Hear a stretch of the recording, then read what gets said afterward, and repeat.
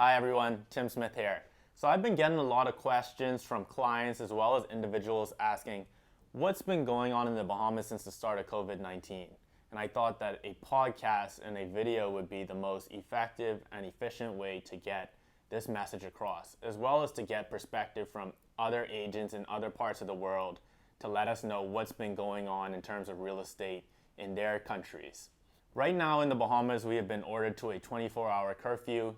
A lot of businesses have been temporarily shut down. Our airports as well as our borders have been closed, as well as a lot of hotels are starting to close their doors. In terms of real estate, things have slowed down a little bit. However, I've still been able to service clients through virtual reality tours, video conferencing, emails, text messaging, as well as phone conversations, as these are the safest ways to communicate at this time. The Bahamas real estate market has always been very strong, as we have some of the highest real estate property values in the world, and we will continue to do so. Together, we're going to be able to beat this. Once we're able to get past this issue, the Bahamas is going to return as one of the most renowned and desired tourist destinations in the world, and a country that the world has come to know and love. So thank you for joining me on this podcast. I hope that you enjoy a lot of the conversations and dialogue that I have with agents around the world, and I hope that you find the information that we discuss useful and helpful at this time. Thanks for joining. We have Michael Wess calling in from Atlanta, Georgia. Michael is a great friend of mine and a rock star real estate agent in the world of commercial real estate in Atlanta, a guy that I have a lot of respect for. I look forward to hearing from him and what's been going on in the world of real estate in the United States. Hey, Mike, how's it going? Tim, good to see you. Doing well. How's it going over in Atlanta? Doing well. More rested than ever, for Yeah. better or worse. How are you? How's the Bahamas? Good. Bahamas is doing all right, but we're getting through it. So, Mike, I did a brief introduction before we got on call. If you don't mind telling the viewers who you are, who you work for, and the real estate that you specialize in. I'm a partner at Bull Realty. We're a regional firm based in Atlanta, Georgia. We do work all over the Southeast, but we're headquartered in Atlanta, and my team specializes in Atlanta, more particularly in town Atlanta, inside the perimeter, 285. And if you didn't hear Mike, he just achieved partner this year, so congrats again on that. Thank you, Tim. Huge achievement for you. Yeah, it was a big announcement at the end of 2019. We had a great 2018, great 2019, and I was one of two partners named to make. I think there's 6 of us now at Bull Realty going into this year. Sounds good. So how is the environment now in the United States in terms of a little bit outside of real estate? What kind of things has the government been putting into place to kind of stop the spread of COVID-19? Are there curfews in place? Are there any restrictions in terms of where you can go? Things along that lines. Yeah, every state and city is different. Still a lot of confusion on a lot of factors. Government's acted a lot quicker than they normally do. They've passed some legislation, outlined about $2 trillion in funds going to various sectors of the economy, small businesses, airlines, individuals. Individuals are getting checks for, many people, not everybody, but a lot of people are going to get checks for, I'm not sure about how much. I think it's out between $800 and $1,200, which is a big deal here. Here in Canada, they're faring a little better in terms of the government checks. But the government's acted quickly, passed that bill. That the stock market seems not to know where to go, up or down. I think it went up 6, 7, 8% again yesterday. Oftentimes we find ourselves falling by the same amount.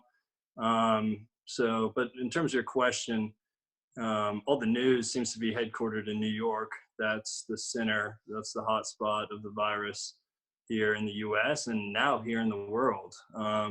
So that's when you're watching the national news and the international news, that seems to be where it's focused on. They have a very strict curfew there. We have a curfew. We don't have a curfew. We have a stay-at-home order, but it's more lax. I was looking at some web pages earlier today, and there's photos of some of the hot spots in Atlanta, the Beltline, Piedmont Park, and there was people congregating and enjoying themselves playing frisbee and whatnot this past weekend. We had great weather. So it's not as strict. I haven't heard that they're handing out fines yet, though you can be fined. Mm-hmm. So here, for example, we are stuck at home. It's been really nice out. I went to Home Depot earlier. Not saying the best example maybe, but I had some jobs that needed to get done. So we're still allowed to go out of the house, out of the house. But it's, everyone is for the most part staying at home and roads are very, very empty comparatively. So Mm-hmm. we're all hanging tight. And I think we expect here in Atlanta, the peak to come. I mean, they have the outlines, the government, websites have the outlines of each city. I think we're three or so weeks out from our potential peak here in Atlanta. But my opinion of all that is who really, that's everyone's best guess. Exactly. I mean, we can't really predict the future. I think a lot of people are so unsure about what's going to happen. So that's why you're starting to see the world react and people react in the way that they are. Yeah.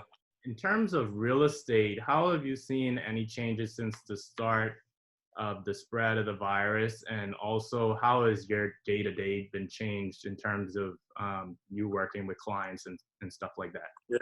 Yeah. I mean, both have changed drastically. Bigger picture, real estate slowed. Mm-hmm. I've hear from a lot of brokers it stopped. It hasn't completely stopped here. We actually had a transaction last week, which was great news. We've had 7 or 8 deals that were under contract to be terminated. Mm-hmm. So obviously that stung, but we did have one deal close at ask, and it was an office building in the northeast perimeter. And we were just doing some research because we were making our, sold announcement earlier today, and it was actually a record sale. It was the highest per square foot value for comparable properties within a 2-mile radius. Wow, congrats. Which accompanies hundreds and hundreds of office buildings. So it was a great sale, and it was a month into this here in Atlanta. Mm-hmm. Every place has sort of a different time frame right now, but in Atlanta things slow down. I don't have an exact date in mind, but probably it feels like about a month ago. And so that transaction happened about a month in here in Atlanta and close to a record price. So while most deals have been terminated or been put on pause, there are still buyers out there. And I'll give you one more specific example. We do have another deal that we have agreed to terms with, which we had 2 buyers, basically bidding against each other. And we were able to get both of them to commit to putting hard earnest money, $10,000 non-refundable earnest money upon signing the contract. So that's pretty rare. Mm-hmm. But it was a highly desired property. And when you got competition like that, luckily for our seller, we were able to convince these buyers to, I guess, put their best foot forward, even in this very uncertain time we're in. Yeah, for sure. It's good to see that there is some bit of activity still going on, but like you said, it's slowed down in comparison to about 2 months ago. Yeah, and you asked about day to day, so I didn't answer that as much. Day to day, we're much slower. We're at home. Most of my days are typically spent touring properties, going from property to property, with various buyers, various sellers, meeting with sellers, talking about their properties. We're not doing that anymore at all. So we have video conferences, but a lot of sellers feel that now is not the time to put their property on the market. But even with that going on, you can still have a video conference with them, talk about where prices are, talk about marketing strategies when things resume, and get ready for when things resume. So we still are picking up assignments, even if they're 3 to 4 weeks out from coming to market. So day to day, it's been at home. We're doing everything remote. Yeah, I agree completely. Like I've been telling a lot of people, I think that you have to be as ready as you can be once this thing does pass, and remain in contact with clients and prospective buyers just to make sure they feel comfortable and they know that the market is still doing pretty well at this time. Exactly. How do you see the real estate market being affected in terms of inventory, price points, in the event that you see this drag out a little longer than we would like to see? Yeah, so properties have continued to come to market. It's probably not the best time to bring them out because, as we discussed earlier, buyers are not out touring. Most properties are that were under contract are, at least from my experience, getting dropped. And so I see supply increasing, inventory on the market increasing, more buyers sitting on the sideline, less buyers. Used to be flipped. It used to be a seller's market with lots of demand for each property we brought out. I think once things resume, it'll either be more of an equilibrium or will be flipped. It'll be an abundance of supply and less buyers. But I think that's more unlikely. I think if anything at all, it might be more of an equilibrium where the buyers and sellers, it's not as competitive for buyers and sellers, with this earnest money example I spoke of earlier, won't be able to just get and demand whatever they want and get it because there's so many buyers competing over the property. So that could be a good thing. We've been on a roll for a long time, and it's been a seller's market for a long time. And we've been saying for a couple of years now, it's time for things to even out, and I expect that to come when things resume to normal. Yeah, it's interesting that you say in Atlanta it's been a seller's market, whereas it's been a little bit of the opposite. I'm calling right now. I'm back. No problem. It's been a little bit of the opposite in the Bahamas, where it's been leaning towards a buyer's market over the last couple of years. So it's interesting how the markets vary based on the location. My last question is, do you have any tips for sellers and buyers who might be feeling uneasy at this time? What do you advise as a real estate professional who has a lot of knowledge?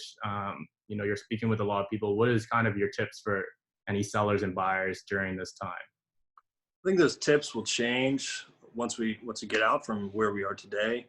Where we are today, there's very, very, very few active buyers. So cash is king. Prices are uncertain.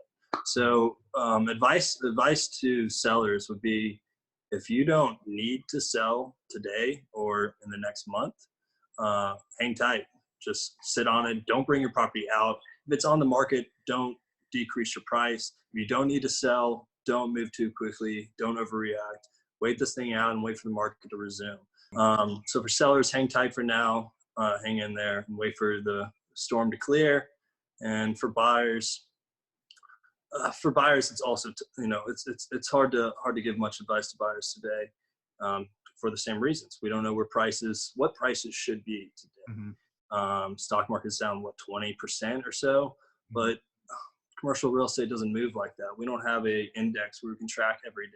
You do for the bigger price properties, for the REITs, but in our market, our up to $10 million market, REITs stay above that threshold. So we're not we're not zeroed in by the stock movements of the REITs. So for buyers, going forward, as that equilibrium, that supply and demand equilibrium equals out, and you're not going to be competing with tens or hundreds of other buyers on certain properties, having the funds to buy and act quickly as opposed to shop around for loans when lenders are uncertain as well, will really help you win deals in which sellers need to sell. They're going to be looking for those cash buyers, strong buyers that are able to close, versus when there's 100 lenders for every property like there was 6 months ago.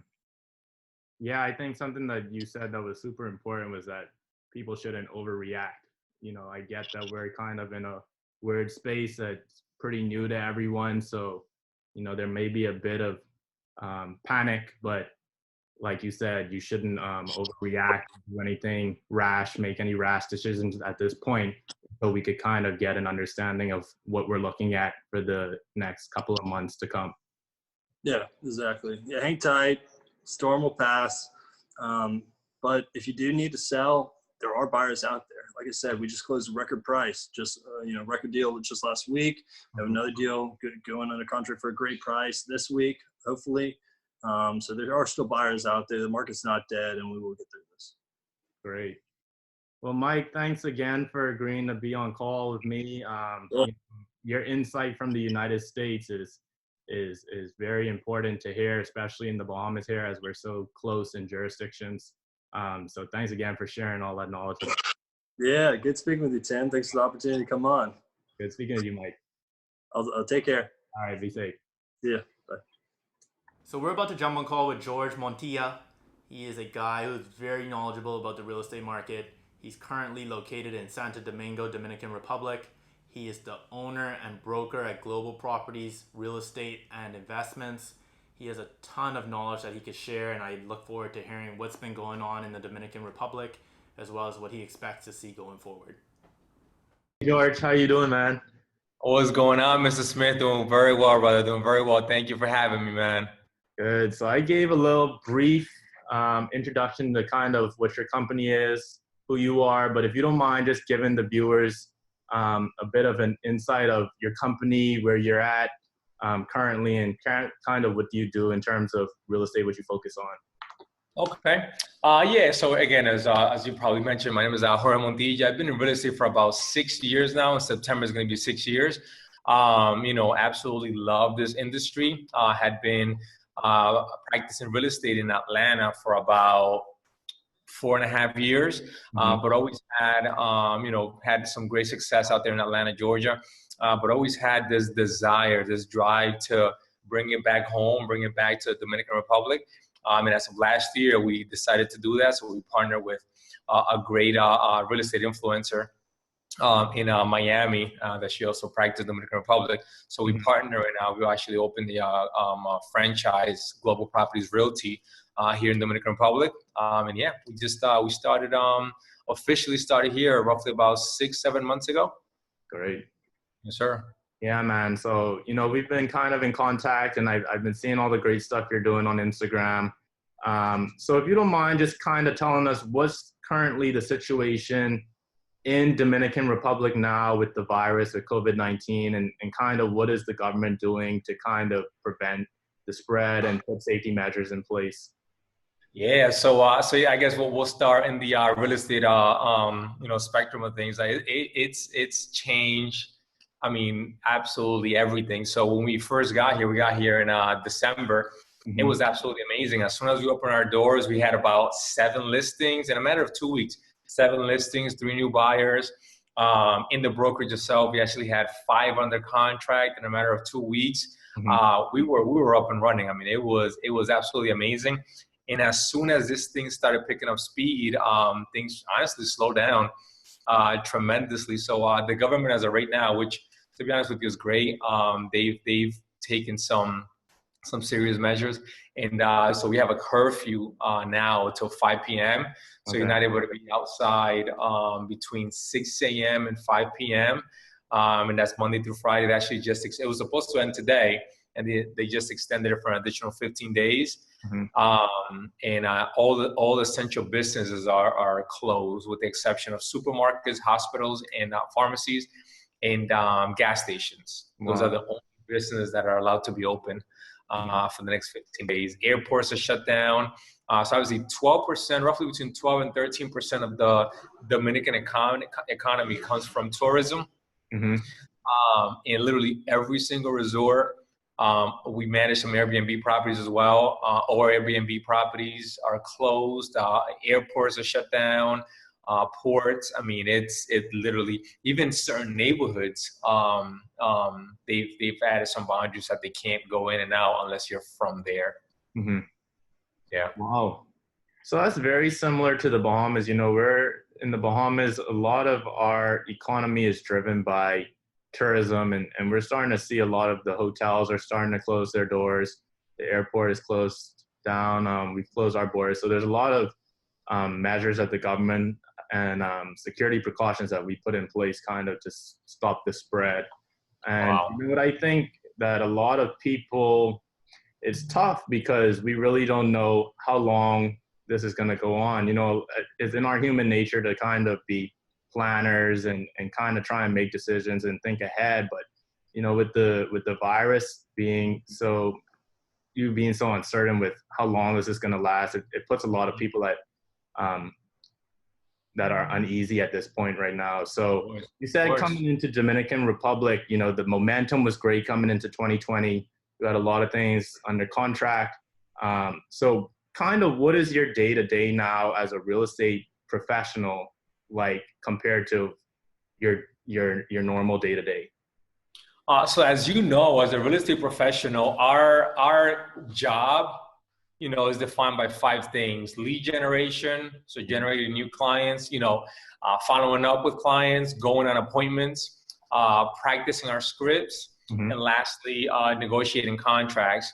Unfortunately, a couple of those things have been kind of, limited just because, again, meeting with clients, can't really do much of that. In Atlanta, we're still meeting with clients virtually, like how we're doing now. Here, they're still not very tech savvy, so as far as meeting through videos and all that. So it's not really an option. But to be honest with you, we're still lead generating just the same way, and lead following up just the same way. The only thing is we're not setting the appointments until this thing is all done. So as of now, just my team itself, we have about 15 to 16 listing appointments that we have on queue, just kind of waiting till this thing, kind of rolls out. For sure. And you said something super important is lead generation, right? And I think that the position that we're in currently has forced a lot of people in our profession to kind of become more tech savvy because, and it's forcing us to go online, the virtual reality tours, speaking to people online. That's kind of the norm right now because we can't have that face-to-face interaction, which a lot of real estate professionals love. And that's kind of been their comfort zone. So have you seen an uptick in lead gen online and in terms of engagement online since this all started?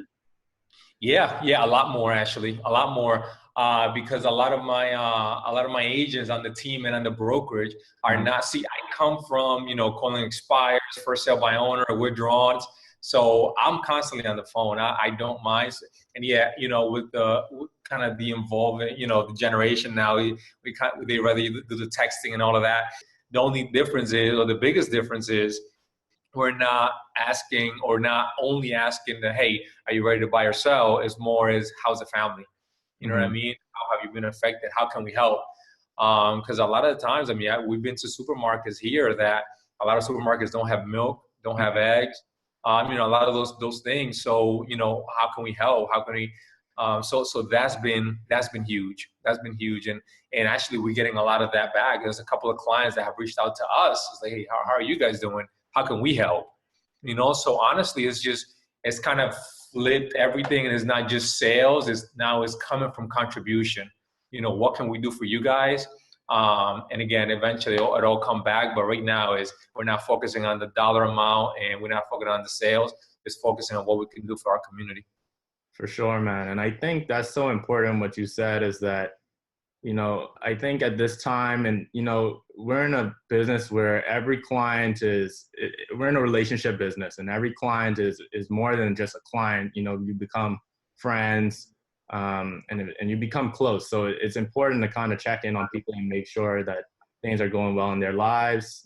You don't know what people are going through at this time. Agreed. Sensitive to that for sure. Especially with all the negativity going on social media and on the news. Honestly, just reaching out. And I spoke to a past client of mine. I think we closed maybe 3.5 years ago, and he was in shock. He was like, "Man, I can't believe you even you remember us during this time." We spoke for probably about 15-20 minutes. It had nothing to do with real estate. Exactly. He just wanted to talk to somebody. Now that he's home, he's been home for about 14, 15 days, home alone without anyone in the house. We're just happy to hear from someone. You know what I mean? So in this business, especially like you just mentioned, we're in the relationship business. This is the perfect time for us to build stronger relationship with our clients. Definitely. So with your knowledge on the Dominican Republic real estate market, how do you see things being affected once this passes in terms of price points, supply and demand of inventory of real estate options? How do you see this affecting that in Dominican Republic? Yeah, that's a great question. And as I tell our clients all the time now, these are speculations. I don't have a crystal ball, so I don't know what's going to happen in June, July, August. But just based on what I'm seeing and what I'm hearing, honestly, it's going to be a very strong buyer's market in the next couple of months, just because, again, most of my guys that are managing their Airbnbs they're bleeding just because they still have a mortgage payment, they still have utilities, they still have all these expenses, and yet we have no idea when the next guest is going to come. Mm-hmm. So now you're in the red. I have one in Puerto Plata right now. It's a 7-bedroom. I mean, beautiful. I mean, she just finished building it in July, generating, very good income. But now she has a 7-bedroom with, all empty, and the pool is just sitting there. The pool still has to be on. The electricity still has to be paid. So at the end of the day, to be honest with you, I think it's going to be a very strong buyer's market, especially in the tourist area. So in the capital, so we're actually based out of Santo Domingo, but we specialize in the tourist area like Punta Cana, La Romana, all of those, Samaná. Mm-hmm. In the capital, still very strong. I mean, we're still buying and selling here in the capital, but in the touristy area in Punta Cana, I believe the prices are, we're probably going to see a dip down in prices, and then also a very low demand on vacation homes. Mm-hmm. Yeah. So a lot of the commercial banks in the Bahamas have kind of deferred loan payments just to kind of soften the blow right now. And that's ways that the government is kind of implementing things in order for people to, like your investor who has a mortgage and isn't collecting rent at this time. So is there anything that's being put in place in Dominican Republic at this time to kind of incentivize landlords at this time? So kind of. So I know the same thing is happening in the U.S. as well, sort of. So as of right now,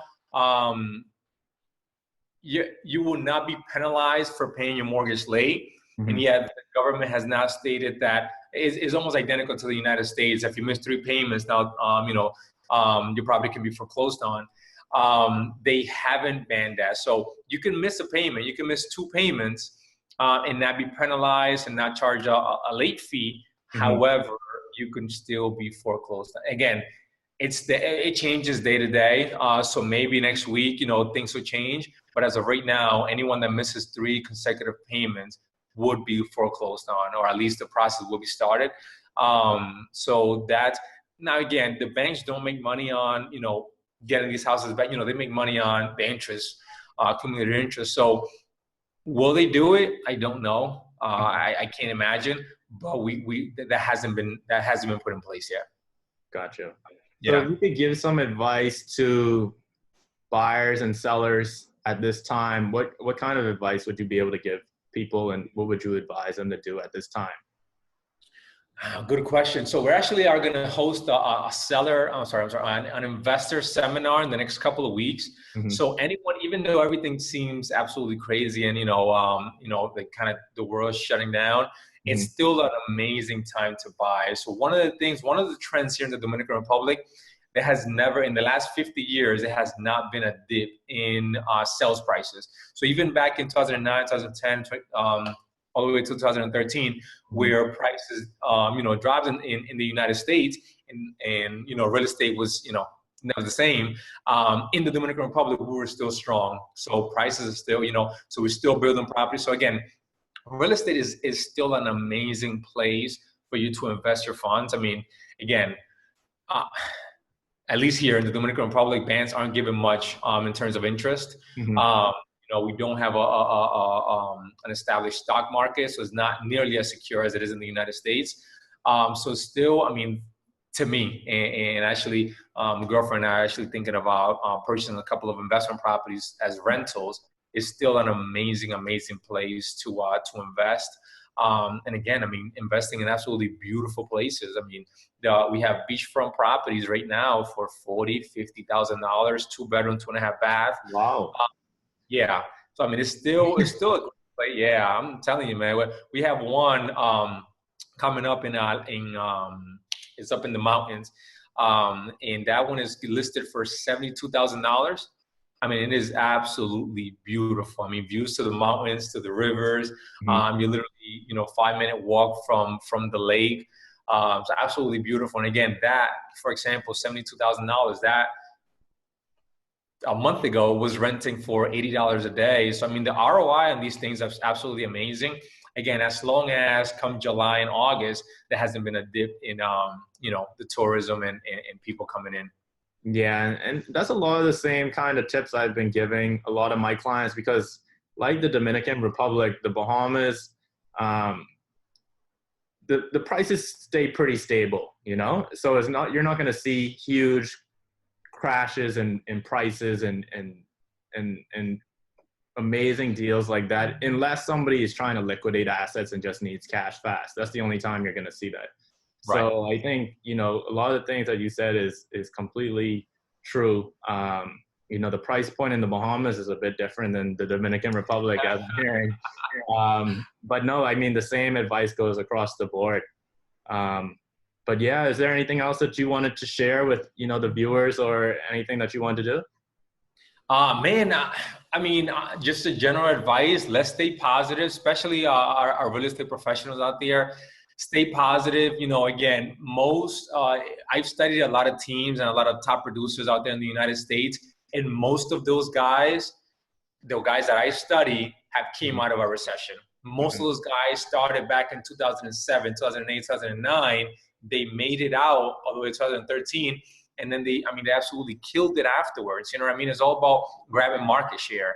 You know what I mean? Even though the market is not going to be as large as it probably was a couple of months ago, as long as if you get your market share. So for example, our goal is at least a 10% market share in the Dominican Republic. Even though the market is going to be small there, we grab that 10%. Once we go up again, we still have that, as long as we keep doing what we're supposed to do, we still have that 10 to 12% market share. And, you know, the market just keeps on growing. So you kind of ride that wave.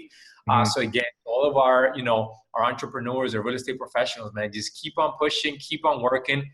Not the same as you did before, harder and smarter. You know, because again, at the end of the day, this too shall pass. This will, you know, who are you going to become? Who are you becoming throughout this process? That, you know, again, you know, we're talking again in 2, 3, 4 years, and we're looking back like, hey, this is probably the best thing that ever happened to our business. You know what I mean? What are we doing today to have that conversation in the future? No, for sure. I agree. I think the top guys always find a way out of it. You know, you don't let a current situation kind of bring you down. You have to innovate and be more creative and work a bit harder, but you always find a way out. And like you said, it's still a great time to buy right now. And a lot of people are starting to realize that, you know, I have a lot of clients that kind of invest in the stock market, and you're kind of seeing that maybe this is a time to kind of invest in other options. Maybe it's real estate, some safer options that aren't so volatile. So I think this is a perfect time to invest in real estate. And I think that, you know, we just have to see how it goes and see a way out. Agreed. So George, thank you, man. I appreciate you joining us on the call. I think you gave a lot of great insight from a place outside of the Bahamas, and there's going to be people around the world watching this, so they're going to appreciate insights from other jurisdictions in the world, and seeing that there's a lot of things that are going on where you live that are happening in other places. So I think that insight was great. No, thank you, Timothy. I really appreciate you having me on your show, man. I truly appreciate it. And yeah, absolutely, anything that I can do for you guys. If you guys know anyone looking to buy, invest, or sell in the Dominican Republic, shoot them my way, sir. Will do, man. Appreciate you, man. All right, no problem, brother. All right, thanks. All right. We have Jasmine Smith calling in. She's a really talented real estate agent and a good friend of mine, calling in from Bermuda. She works for Kitson Real Estate, and I look forward to hearing from her in terms of what's been going on in Bermuda and kind of how the real estate market has been affected thus far. Hey, Jasmine, how are you? I'm good. How are you? I'm good. How's things been? You've been keeping safe? Absolutely. I hope you too. Yeah. So, Jasmine, I gave a little bit of a brief introduction to who you are, what you do. If you don't mind sharing with the viewers kind of who you work for, where you're located, and what kind of real estate you predominantly work with. Sure. So again, my name is Jasmine Smith. I work for Kitson Realty in Bermuda. I actually focus in rentals. We have a very large rental market here, but I do a lot of sales as well. Yeah. Cool. So if you don't mind, can you kind of share with us how it is in Bermuda currently now with the COVID-19 virus, in terms of what precautions are being taken? How is the environment? Are people walking around? What's kind of like the environment right now?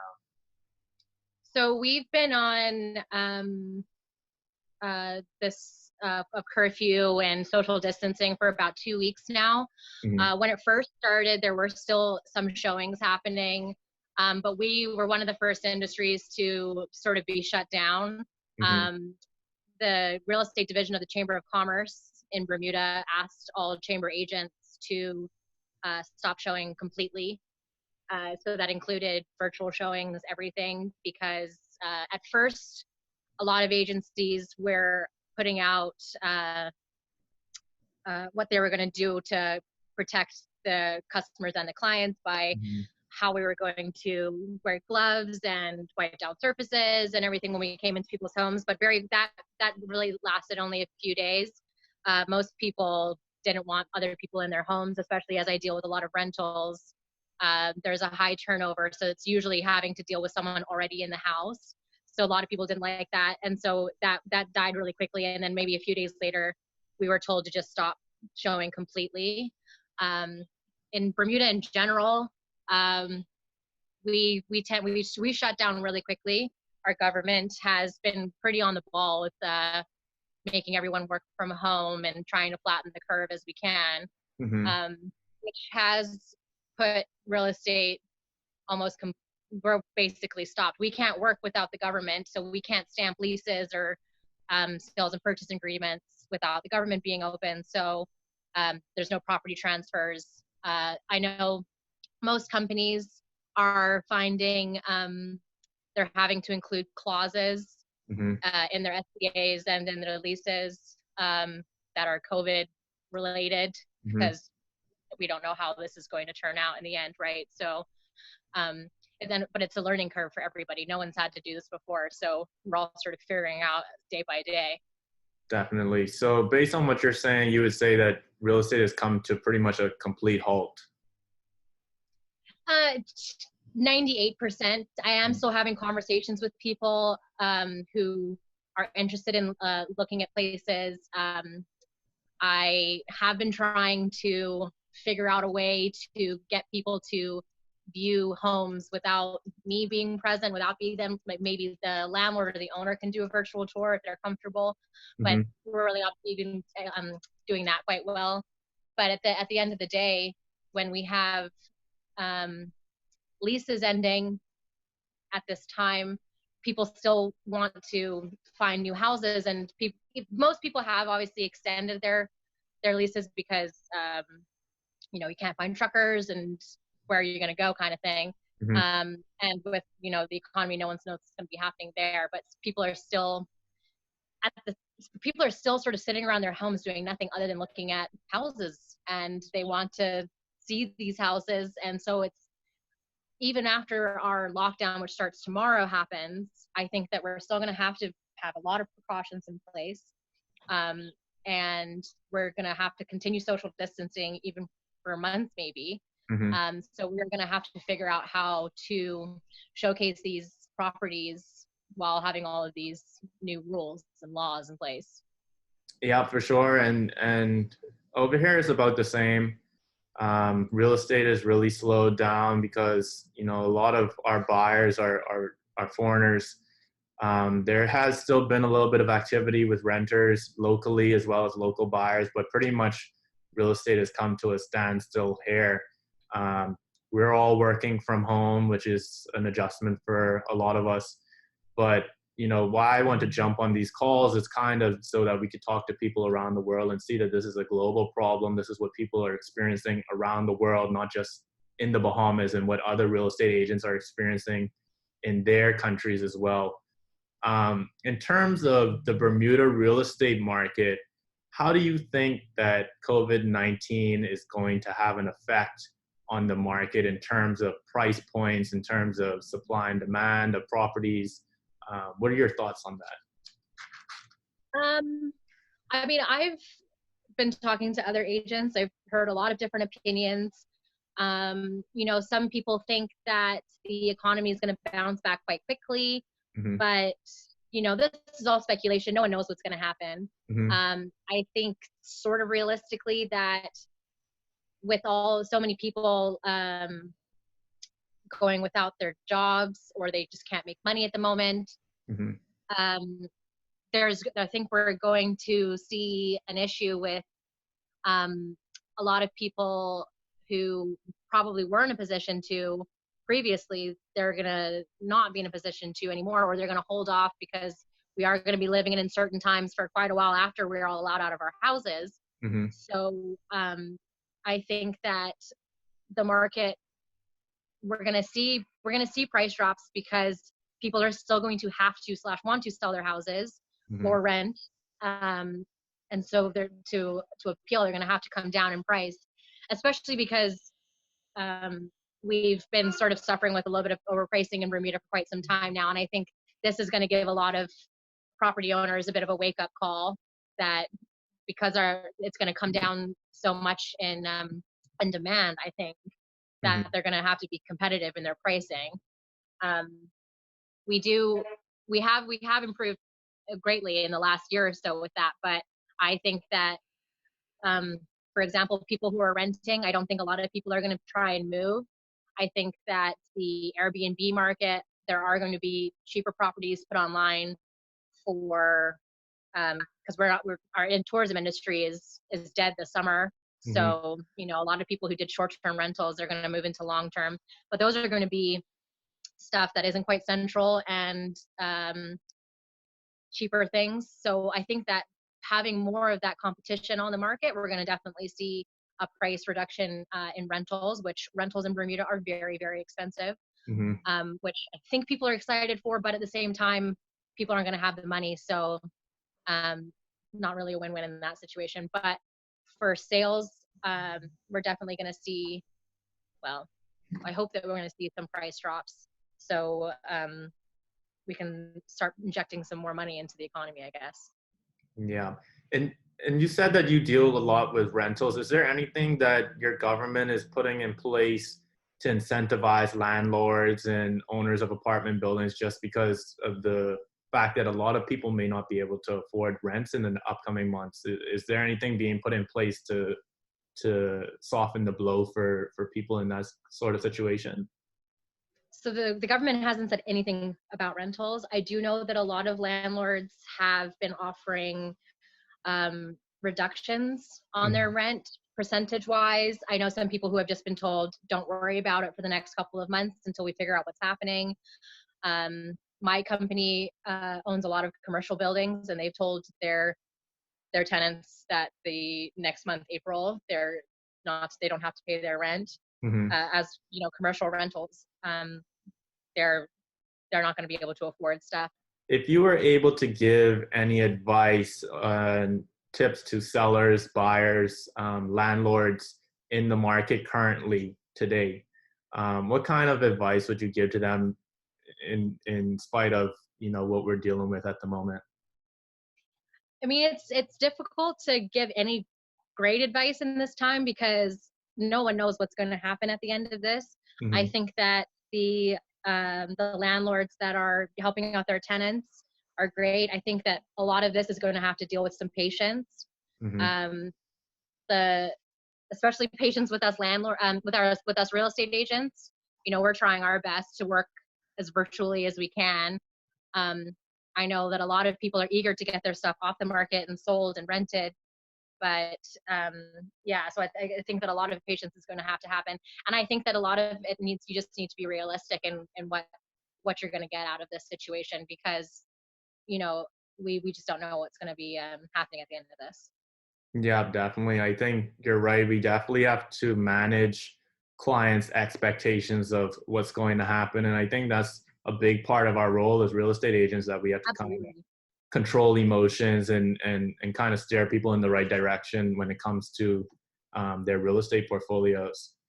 Well, Jasmine, thank you so much for calling in. I appreciate you jumping on the call. You added a lot of great insight from Bermuda, and I'm grateful that you were able to share that with us. Thank you. You too. It was nice to talk to you. All right. Thanks, Jasmine. All right. Bye. So that was our last caller. Everyone, I hope that you enjoyed those conversations I had with 3 amazing real estate agents in different parts of the world. I think they gave us a lot of great insight as to what's going on in their countries, as well as what's going on in the real estate market. I think that information was very useful at this time. Once again, I thank you for joining me, and I hope you enjoyed.